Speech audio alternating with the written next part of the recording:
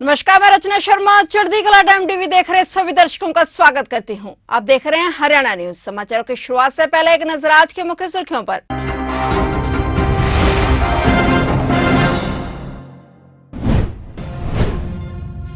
मुख्यमंत्री मनोहर लाल की अध्यक्षता में आज हरियाणा कैबिनेट की अहम बैठक, कई अहम मुद्दों पर हुआ फैसला। अग्निपथ के खिलाफ प्रदेश भर में कांग्रेस का सत्याग्रह, सेना में भर्ती की पुरानी पद्धति को खत्म करने का किया विरोध।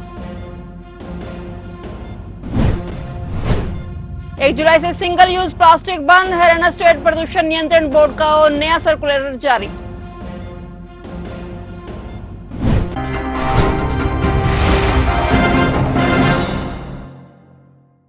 और अब समाचार विस्तार से। आज हरियाणा कैबिनेट की बैठक बुलाई गई। यह बैठक मुख्यमंत्री मनोहर लाल की अध्यक्षता में हरियाणा सचिवालय में आयोजित की गई। इस बैठक में कई अहम मुद्दों पर फैसला हुआ। वहीं बैठक में मुख्यमंत्री मनोहर लाल ने सभी मंत्रियों से कई अहम मुद्दों पर चर्चा की। हरियाणा में शिक्षा को बढ़ावा देने और युवाओं में शिक्षा के महत्व को समझने की मुख्यमंत्री मनोहर लाल की दूरदर्शी सोच का ही परिणाम है कि आज प्रदेश के युवा शिक्षा की बदौलत हर क्षेत्र में अपने परिवार व प्रदेश का नाम रोशन कर रहे हैं। युवा शिक्षा के प्रति सजग को हो और इस विजन के साथ मुख्यमंत्री मनोहर लाल ने घोषणा की थी कि कोई भी सामाजिक संस्था गाँव में पुस्तकालय खोलना चाहेगी तो सरकार उसकी मदद करेगी। अब इस पहल के सकारात्मक परिणाम आने लगे हैं। सोनीपत के गांव जुआ में चल रही अतुल्य लाइब्रेरी में पढ़कर युवाओं ने विभिन्न प्रतियोगिताएं परीक्षा पास की और इस अतुल्य लाइब्रेरी में पढ़े 2 विद्यार्थियों ने दिल्ली पुलिस में, 2 विद्यार्थियों ने हरियाणा पुलिस में और 1 विद्यार्थी बिजली विभाग में असिस्टेंट लाइनमैन, तो वहीं 1 विद्यार्थी HSLC में क्लर्क लगने में सफल हुए हैं। वर्ष 2014 में जब सीएम मनोहर लाल ने पहली बार मुख्यमंत्री के रूप में शपथ ली थी, तब से ही वे हरियाणा में शिक्षा के स्तर को सुधारने और प्रदेश के हर बच्चे को शिक्षा का अधिकार मिले और इस प्रयास में लगे हैं। आज राज्य सरकार द्वारा शिक्षा को बढ़ावा देने के लिए कई योजनाएं चलाई जा रही हैं। गांवों में इस प्रकार की आधुनिक लाइब्रेरी स्थापित होने से उन युवाओं को फायदा हो रहा है जिन्हें पहले प्रतियोगिता परीक्षाओं की तैयारी के लिए शहरों का रुख करना पड़ता था। अब उनके गांव में ही शिक्षा का ऐसा माहौल मिल रहा है जिससे वे अपनी मेहनत के बल पर मुकाम हासिल कर रहे हैं।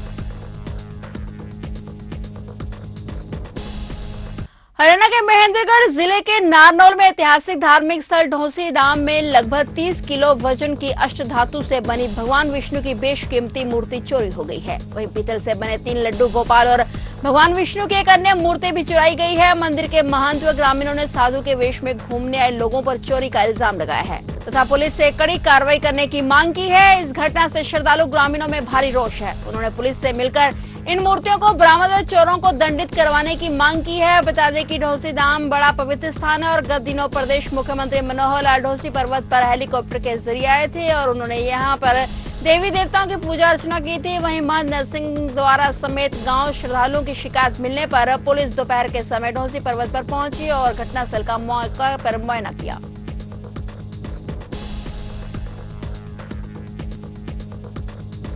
टोहाना के राम भवन में सीनियर सिटीजन परिषद की ओर से प्रांत स्तरीय कार्यक्रम का आयोजन किया गया, जिसमें प्रदेश के कैबिनेट मंत्री देवेंद्र सिंह बबली ने मुख्य रूप में शिरकत की। इस दौरान बबली का कार्यक्रम में पहुंचने पर जोरदार स्वागत किया गया। बबली ने संस्था को 11 लाख रुपए देने की घोषणा की तथा अन्य मांगों को मुख्यमंत्री के समक्ष रखकर हल करवाने की बात कही। पत्रकारों से बातचीत में कैबिनेट मंत्री ने कहा कि सीनियर सिटीजन परिषद के कार्यक्रम में पहुंचे बुजुर्गों का आशीर्वाद लेने व सम्मानित करने का अवसर मिला है। निकाय चुनाव में गठबंधन प्रत्याशी रमेश गोयल की हार पर बबली ने कहा कि वे जनमत का सम्मान करते हैं और जनता सब जानती है कि छल कपट से कैसे जीत दर्ज की जाती है। मंत्री ने कहा कि जो जिम्मेदारी उन्हें जनता ने दी है उसे वे निभा रहे हैं। बबली ने यह भी कहा कि यहाँ भ्रष्टाचार नहीं चलने दिया जाएगा क्योंकि यहाँ पर बबली बैठा है।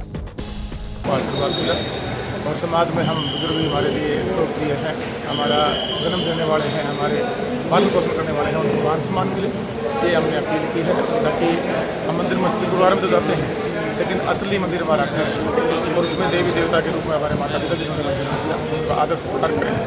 और ये मेरा सौभाग्य है कि आज पूरा हरियाणा प्रदेश कोने कोने से हर जिला से हमारे वरिष्ठ नागरिक हमारे बड़े बुजुर्ग आए थे, मेरे बुजुर्ग थे, उन सबका आशीर्वाद मुझे प्राप्त किया।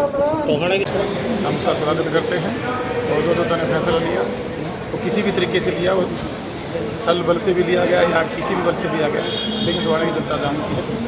और अब हमारा ध्येय यही है कि जो ड्यूटी मुझे मिली है हम सब मिलकर उसको पूरा। सर करोड़ रुपये वो शायद वहाँ पूरे ना हो पाए क्योंकि बबली यहाँ बैठे। हरियाणा में आज कांग्रेस कार्यकर्ताओं ने प्रदेश भर में अग्निपथ योजना के विरोध में प्रदर्शन किया और सरकार के खिलाफ जमकर नारेबाजी की। इसी क्रम में अग्निपथ योजना के विरोध में आज रोहतक में भी सत्याग्रह किया गया, जिसमें प्रदेश के पूर्व सीएम और नेता प्रतिपक्ष भूपेंद्र सिंह हुड्डा ने सरकार की अग्निपथ योजना के खिलाफ हल्ला बोला। हुड्डा ने सरकार से मांग की कि अग्निपथ योजना को तुरंत प्रभाव से रद्द किया जाए और सेना में नियमित भर्ती की जाए। इसके अलावा प्रदर्शन से पहले कांग्रेस कार्यकर्ता लघु सचिवालय के निकट एकत्रित हुए। उन्होंने कहा कि केंद्र सरकार द्वारा लाई जा रही अग्निपथ योजना से देश, जवान और किसान के भविष्य के साथ खिलवाड़ होने जा रहा है, जिसे अभी नहीं रोका गया तो ये युवाओं को ले डूबेगा।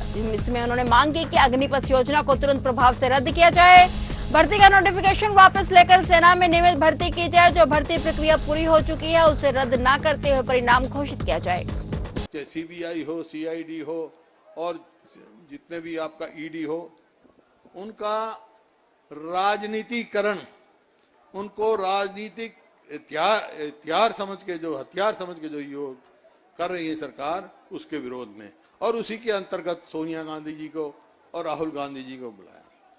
तो उसमें तो मैं यही कहना चाहता हूं कि आज समस्त कांग्रेस के साथी राहुल गांधी जी के साथ मजबूती से खड़े हैं और मजबूती से खड़े रहेंगे सोनिया जी के नेतृत्व में। लेकिन उनके साथ खड़े हैं, लेकिन ये जो कार्य हो रहा है, जिस प्रकार से एजेंसीज का मिसयूज हो रहा है, ये लोकतंत्र के हित में नहीं। देखिए, लोकतंत्र जब ही चला करता है जब लोकलाज हो। लोकलाज से ही लोकतंत्र चलता है और लोकलाज नहीं रहेगी तो लोकतंत्र भी नहीं रहेगा। हम यहाँ इकट्ठे हुए हैं, लोकतंत्र को कमजोर नहीं होने देंगे हम, क्योंकि हमारे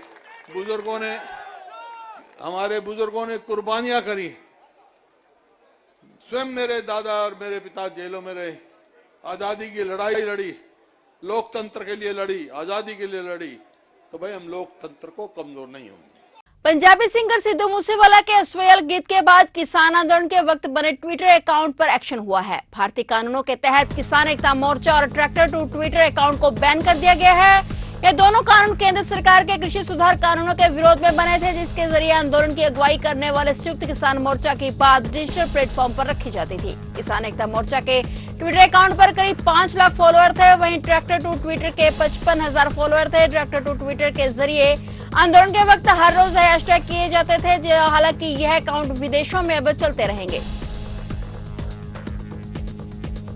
केंद्रीय प्रदूषण नियंत्रण बोर्ड ने 1 जुलाई से सिंगल यूज प्लास्टिक पर पूरी तरह से प्रतिबंध लगाने को लेकर हरियाणा स्टेट प्रदूषण नियंत्रण बोर्ड को नया सर्कुलर जारी किया है। इसके तहत 1 जुलाई से सिंगल यूज प्लास्टिक पर पूरी तरह से प्रतिबंध लग जाएगा। अगर कोई व्यक्ति दुकान से पॉलिथीन लेकर चलता है तो उसका भी चालान कट जाएगा। इसे शहर और जिला स्तर पर 2 टास्क फोर्स का गठन किया गया है। बोर्ड ने उन आइटम्स की लिस्ट भी जारी की है जिसको बैन करने की तैयारी की जा रही है। इसके साथ ही बोर्ड ने 160 इंडस्ट्रीज को सूची भी भेजी है जो उक्त प्लास्टिक के आइटम तैयार कर रही है। इन इंडस्ट्रियों को सर्वे के बाद सील किया जाएगा, वहीं जुर्माना भी लगाया जाएगा। हरियाणा प्रदूषण नियंत्रण बोर्ड के क्षेत्रीय अधिकारी ने बताया कि प्लास्टिक की प्रतिबंधित चीजें बनाने वाली इकाइयों का सर्वे शुरू हो गया है। वह सारा स्टॉक जब्त कर लेंगे और वहीं इंडस्ट्री को भी सील कर दिया जाएगा।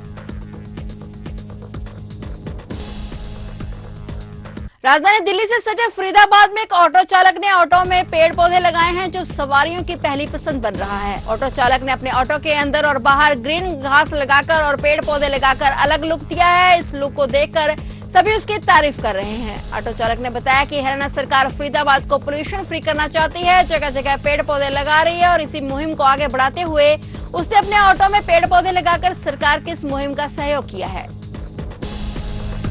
ये थोड़ा सरकार की मुहिम है ना, ये पॉल्यूशन खत्म करना थोड़ा नेचर को, तो उस चीज को देखते हुए बनाया है। सरकार के साथ रहते हुए सरकार भी कुछ करे, हम भी तो कुछ करना चाहिए। सरकार सारा थोड़ी ना करेगी। क्या कर रही है सरकार? सरकार पॉल्यूशन खत्म कर रही है, पेड़ पौधे लगा रही है, हर जगह देखिए रोडों पे स्मार्ट सिटी ला रही है।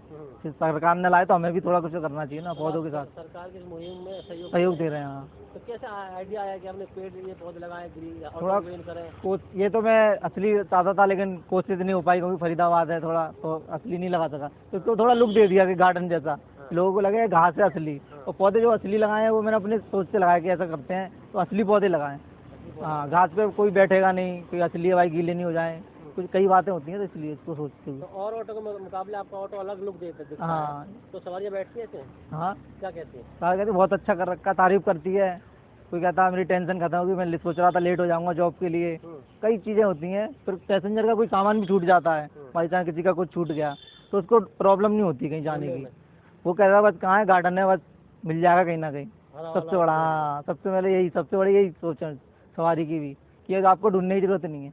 फिलहाल हरियाणा न्यूज में इतना ही और नए समाचारों के साथ फिर से हाजिर होंगे। तब तक के लिए देखते रहिए चढ़ती कला टाइम टीवी।